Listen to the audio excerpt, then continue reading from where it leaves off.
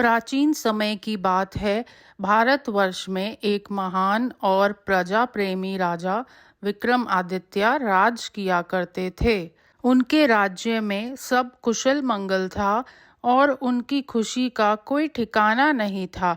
पर उनके जीवन में एक गहरा दुख भी था।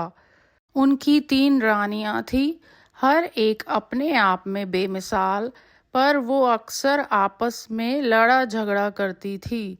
इस दुख के कारण राजा का मन शांत नहीं रहता था और उन्हें लगता था ये कोई महल नहीं, जैसे कोई लड़ाई झगड़े का मैदान हो। एक दिन की बात है, रानी सूर्यकांता हीरे और मोतियों से सजी हुई रानी चंदा से बोलती है, तुम्हारी ये साड़ी का रंग कितना फीका है। ये तो मेरे दरबार के सेवकों के कपड़ों जैसा लगता है। राजा को पसंद नहीं आएगा। रानी चंदा सुंदर और हल्के रंग की साड़ी में रानी सूर्यकांता से बोलती है, सुंदरता कपड़ों से नहीं, दिल से आती है। तुम्हारी चमक दमक बस बाहर की है। राजा को तो मेरी सादगी पसंद है। फिर वहाँ रानी तारिका आती है और दोनों को बोलती है, बस करो तुम दोनों, हर पल ये झगड़ा। राजा को अब हमारी ये छोटी छोटी बातें बड़ी लगने लगी हैं। क्या हम उनकी खुशी के लिए एक साथ नहीं रह सकते? दोनों रानियां रानी तारिका से बोलती हैं, तुम्हारी सलाह की कोई ज़रूरत नहीं है। तुम तो बस राजा की नज़रों में अच्छी बनने की कोशिश करती हो। राजा ये सब अपने कक्ष की खिड़की से देख रहे थे और उन्होंने एक लंबी सांस ली और सोचा, मेरे राज्य में शांति है पर मेरे घर में नहीं। एक दिन राजा ने तीनों रानियों को बुलाया और एक अजीब सा सवाल किया, मेरी रानियों, आज मैं तुमसे एक सवाल पूछता हूँ। अगर मैं कभी किसी युद्ध में शहीद हो जाऊं या मेरी अचानक मृत्यु हो जाए तो तुम लोग क्या करोगी? रानी सूर्यकांता भावुक होते हुए, स्वामी ऐसी बातें मत कहो। अगर आपको कुछ भी हुआ तो मैं उसी पल आपके साथ आग में जल जाऊंगी। मैं आपके बिना एक पल भी नहीं जी सकती। मेरा जीवन और मरण आपके साथ है। फिर रानी चंदा दुख के साथ, नहीं महाराज, मैं आग में नहीं जलूंगी। मैं आपके लिए एक विशाल मंदिर बनवाऊंगी। उस मंदिर में हर रोज पूजा होगी और आपकी कहानी हर किसी की जुबान पर होगी।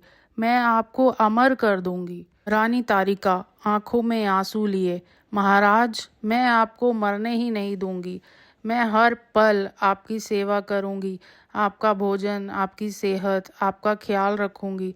मैं इतनी कोशिश करूंगी कि आपका शरीर हमेशा स्वस्थ रहे और अगर भगवान ने ये फैसला भी किया हो तो मैं आपसे पहले मरूंगी ताकि आपको कष्ट ना हो। राजा रानी तारिका के सर पे हाथ रखते हुए, तुम्हारा प्यार सबसे अनमोल है। तुमने जीवन की रक्षा की बात कही।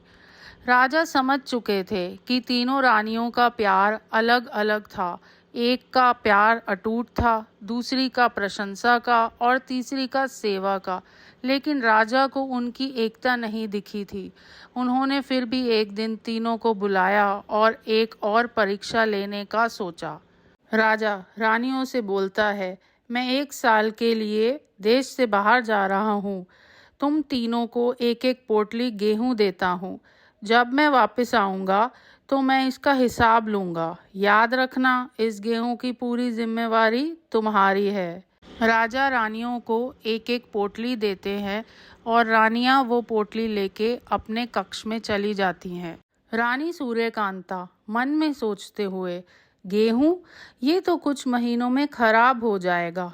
इसे बेचकर मैं सूरजमुखी के बीज खरीदूंगी और उन्हें उगा दूंगी। जब राजा आएंगे तो उन्हें सूरजमुखी के फूलों का एक पूरा बाग दिखाऊंगी। वो खुश हो जाएंगे कि मैंने गेहूं को सूरज की रोशनी से जोत दिया। रानी चंदा मन में सोचते हुए, गेहूं, ये तो बहुत मामूली चीज़ है। राजा को क्या पता चलेगा कि मैंने इसका क्या किया है। मैं इसे बेचकर अपने लिए हीरे जवाहरात खरीदूंगी। जब राजा वापस आएंगे तो मैं उन्हें सबसे सुंदर रानी दिखूंगी। रानी तारिका मन में सोचते हुए, महाराज ने ये गेहूं हमें क्यों दिए होंगे? ज़रूर इसका कोई गहरा मतलब होगा। मैं इस गेहूं को पीसकर आटा बनवाऊंगी और फिर इस आटे से रोटियां बनाकर गरीब और भूखे लोगों को खिला दूंगी। जब राजा वापस आएंगे तो मैं उन्हें बताऊंगी कि उनके दिए हुए गेहूं ने कितने लोगों की भूख मिटाई है। 1 साल बाद राजा विक्रमादित्य वापस आए। उन्होंने सबसे पहले तीनों रानियों को बुलाया और उनसे गेहूं के बारे में पूछा। रानी सूर्यकांता राजा को बाग की ओर ले जाती है और बोलती है, महाराज, मैंने आपके दिए हुए गेहूं को बेचकर सूरजमुखी के बीज खरीदे और उनसे ये फूलों का बाग बनवाया है। देखिए, हर तरफ आप ही का नाम चमक रहा है। राजा मुस्कुराते हुए बोलते हैं, तुमने गेहूं को एक खूबसूरत रूप दिया है। तुम्हारी सोच अलग है, पर तुमने सिर्फ सुंदरता की ही बात सोची और कोई बात नहीं सोची। राजा रानी चंदा से पूछते हैं, तुमने गेहूं का क्या किया? रानी चंदा राजा से डरते हुए बोलती है, महाराज, मैंने वो गेहूं बेच दिया और उससे ये हार खरीदा है। मुझे माफ कर दीजिए। राजा रानी चंदा से नाराज हो जाते हैं और बोलते हैं, तुमने मेरे दिए हुए तोहफे को सिर्फ अपने लिए इस्तेमाल किया। तुम्हारी सोच सिर्फ खुद तक सीमित है। तुमने सिर्फ अपना स्वार्थ देखा है। फिर राजा रानी तारिका से पूछते हैं, तुमने गेहूं का क्या किया? तो रानी तारिका बताती है, महाराज, मैंने आपके दिए हुए गेहूं का आटा बनवाकर उससे रोटियां बनवाई और भूखे लोगों में बांट दी। आपका दिया हुआ गेहूं किसी की भूख मिटाने के काम आया है, महाराज। राजा खुश होते हुए रानी तारिका से बोलते हैं, तुमने आज मेरा सिर गर्व से ऊंचा कर दिया है। तुमने सिर्फ अपने बारे में नहीं सोचा, बल्कि दूसरों की भूख के बारे में सोचा।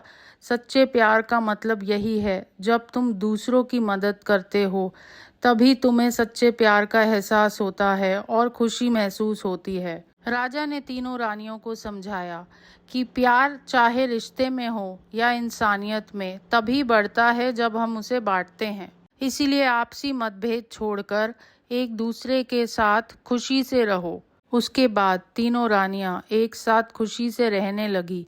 उन्हें समझ आ गया था कि सच्ची खुशी दूसरों के साथ बांटने में ही है। तीनों रानियां एक दूसरे के साथ भोजन का आनंद ले रही हैं, क्योंकि बांटने में ही सच्ची खुशी है। अगर कहानी पसंद आई हो तो लाइक, शेयर एंड सब्सक्राइब कर देना।